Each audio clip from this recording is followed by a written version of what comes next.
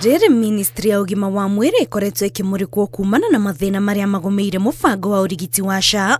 Rĩu ngwatanĩro ya ateteri ya ihoto cia atungati a arwaru matũũra-inĩ nĩ ĩyumĩrĩtie kũmũrĩka ministry ĩno, ĩkiuga nĩ ĩkoretwo ĩkĩgondera mĩhang'o-inĩ ya kwandĩka atungati a arwaru, gũkĩrĩkana rĩa mũthia mandĩkirwo nĩ makĩria ma mĩaka 15 mĩhĩtũku. We want to see the Ministry of Health replacing or rather recruiting public health officers and technicians, because since the last time they employed the PHOs at the ministry was since before even the devolution became in place.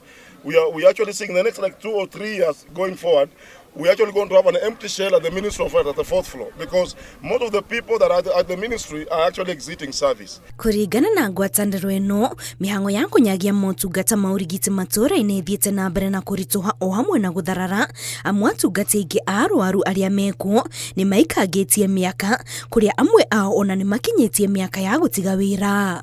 We have said again and again that this country has employed many middle-level health workers, have opened dispensaries even a kilometer to kilometer, and yet the disease burden is on the high rise. This is because of financial funding skewed towards curative services, and it's against the global and the local practice. Ngwatanĩro ĩno oho nĩ hinyĩrĩirie bata wa ministry ya ũgima wa mwĩrĩ gũtigĩrĩra atungati othe a arwaru na arigitani nĩ mathũrimĩtwo na makahĩtũkio gũtabania wĩra ũcio nĩguo gwĩthema na riboti cia andũ gũkungio wara matũũra-inĩ. We are here in this summit just to advocate for the public health officers who are practicing right now, to make sure that they are registered and they are licensed by the council. We have through a letter that we gave out recently to the counties, that we shall not allow any public health officer to practice without a practicing license.